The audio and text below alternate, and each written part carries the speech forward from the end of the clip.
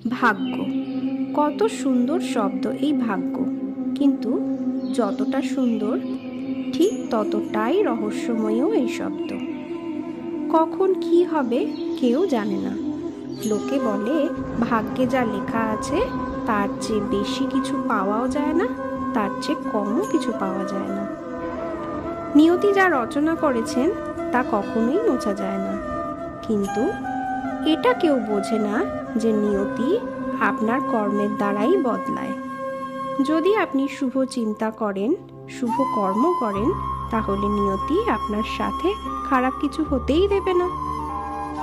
কখনো আকাশের দিকে তাকিয়ে পাখিদের দেখুন, তারা কখনো ভাগ্যের ওপর নির্ভরশীল হয় না। যতই ঝড় আসুক, যতই তীব্র হাওয়া দিক, পাখিরা একটা একটা করে জিনিস জড়ো করে সেই হাওয়ার বিপরীতে গিয়েও সৌভাগ্য নিজের বাসায় নিয়ে আসে। নিজের ভাগ্য নিজেই তৈরি করে, নিজের সন্তানের জন্ম দেয়, তাদের পালন করে, নিজেই তাদের উঠতে শেখায়।